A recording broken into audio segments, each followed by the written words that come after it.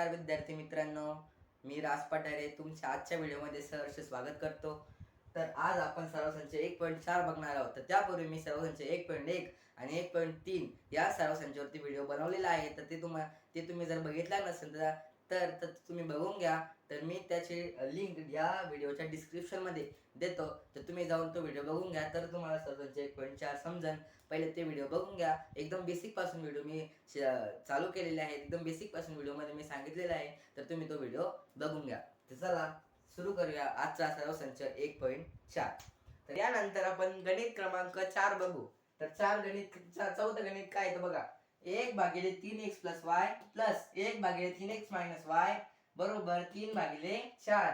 इकडं 1/2 कंसात 3x + y minus 1/2 कंसात 3x - y बरोबर 1/8. हे आपलं गणित आहे. आता हे गणित तुम्ही म्हणशाल हे गणित कसं करायचं, काय घाबरायची गरज नाही, टेन्शन घ्यायचं नाही. तर कसं सोडवायचं बघा, एकदम सोपं गणित आहे. आता काय करायचं, 1/3x + y आपण याला काय मानणार, आपले सेम प्रोसेस का, बाकी काहीच नाही करायचं. याला आपण मानणार a, आपल्याला फक्त चल बदलायचे, बाकी काहीच नाही. मग इकडे 1/3x - y याला मानणार आपण b. तर हे बघा, आता हे गणित आपल्या गणिताला रेषीय समीकरणाच्या रूपात आणायचे. तर कसं ते बघा, आता a b मानलं आपण याला, तर कसं करायचं, a + b बरोबर 3/4. आता या समीकरणाला आपल्याला समान रूपात आणायचंय.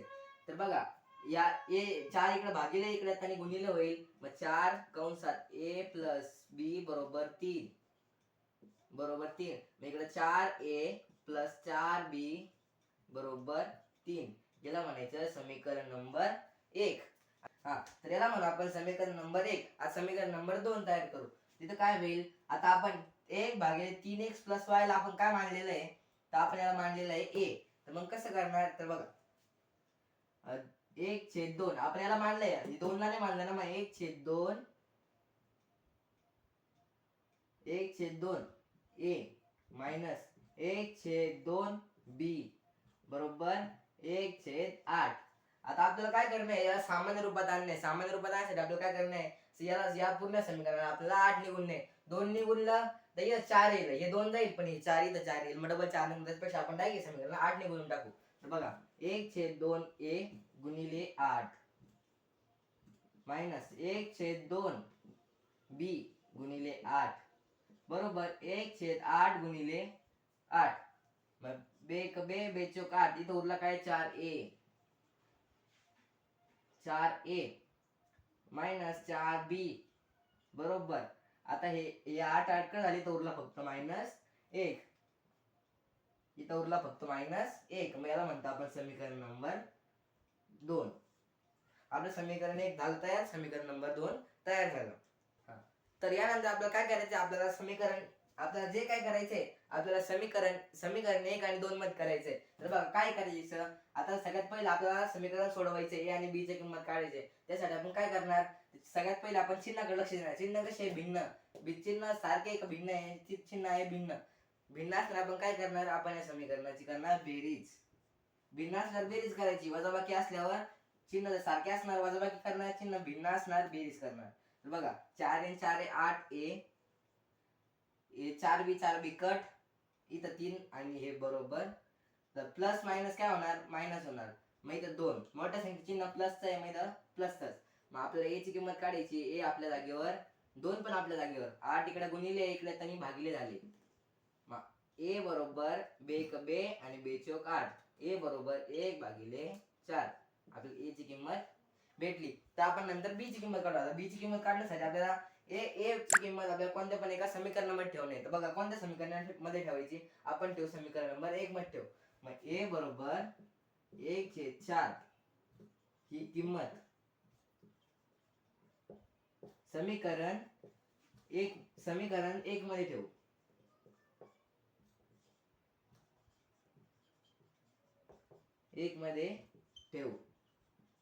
समीकरण 1 काय, समीकरण 1 लिहून घ्यायचं. 4a + 4b बरोबर 3. आता 1/4 याच्या जागी ठेवायची. आता काहीच नाही, आता जिथे ए दिसल तिथं 1/4 ठेवायचं. मग 4 कंसामध्ये 1/4 प्लस 4b बरोबर 3.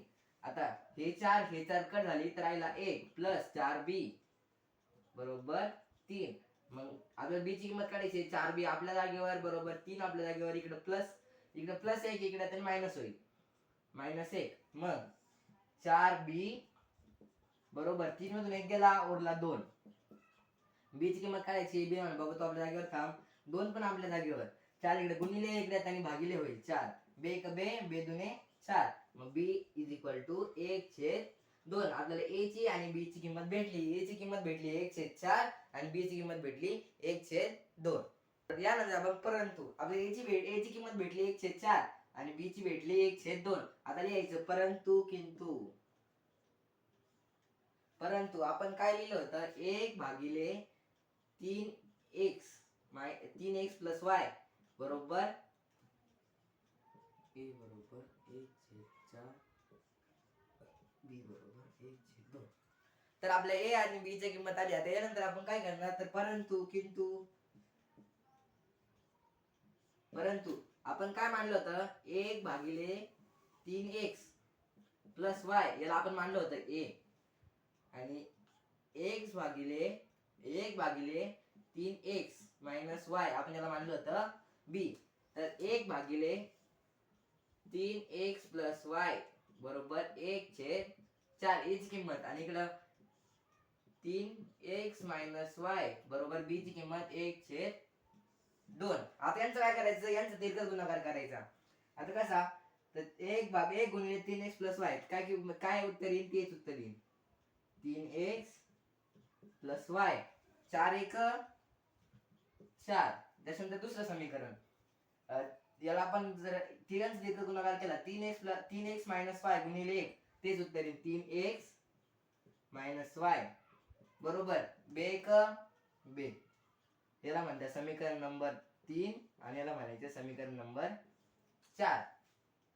आता आपल्याला एक सामायिक समीकरण आपण जर सोडत तसं एक सामायिक समीकरण सोडून आपल्याला x आणि y च्या किमती काढायच्या. तर बघा कशा. आता सर्वप्रथम चिन्हाकडे लक्ष द्यायचं. चिन्ह कसं आहे, चिन्ह हे भिन्न. आपण काय करणार, मग बेरीज करणार. चिन्ह भिन्न असणार बेरीज, आणि चिन्ह जर सारखे असल्यावर वजाबाकी करायची. 3x 6x, y कट होणार, 4 दुने 4 2 6. मग x बरोबर 6/6. मग x बरोबर 1 6 1 6.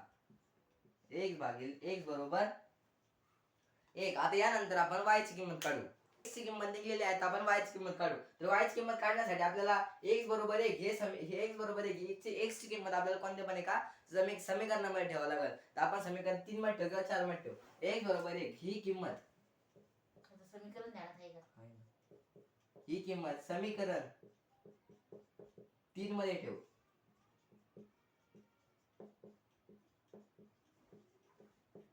समीकरण 3 काय आहे, समीकरण 3 लिहून घ्यायचं. 3x प्लस y बरोबर 4. आता हे समीकरण नंबर 3. आता काय करायचं, जिथे तुम्हाला x दिसेल x च्या जागी आपल्याला 3 ठेवायचंय. सॉरी, x च्या जागी आपल्याला 1 ठेवायचंय. मग 3 कंसामध्ये 1 प्लस y बरोबर 4. 3 1 3 प्लस y 3 प्लस y बरोबर 4. आपल्याला y ची किंमत काढायची. y ला म्हणा बाबा तो आपल्या जागेवर थांब, बरोबर चिन्ह आपल्या जागेवर, 4 पण आपल्या जागेवर. आता 3 इकडे प्लस आहे, या साईडला तरी मायनस होईल. मग y बरोबर 4तून 3 गेले, उत्तर 1. तर x ची किंमत आणि y ची किंमत आपल्याला भेटली. तर शेवट गणित झाल्यानंतर शेवट आपल्याला लिहायचं खाली उकल बरोबर x आणि y. तर x y च्या किमती, तर आपल्याला x ची किंमत भेटली 1 आणि y ची किंमत भेटली 1. तर गणित जर तुम्हाला गणित कसं वाटलं तुम्ही हे नक्की कमेंट मध्ये सांगा. तुम्हाला व्हिडिओ कसा वाटला हेही तुम्ही नक्की कमेंट मध्ये सांगा. जर तुम्ही चॅनलवर नवीन असाल तर चॅनलला सबस्क्राईब करा आणि बेल आयकॉनचं बटन दाबायला विसरू नका. तुम्ही हा व्हिडिओ जास्तीत जास्त शेअर करा. तुमच्या नातेवाईकांमध्ये किंवा तुमच्या मित्रमैत्रिणींमध्ये जे 10वीला असतील त्यांना हा व्हिडिओ तुम्ही नक्की शेअर करा. खूप इम्पॉर्टंट व्हिडिओ आहे हा. तर भेटूया पुढच्या व्हिडिओमध्ये. धन्यवाद.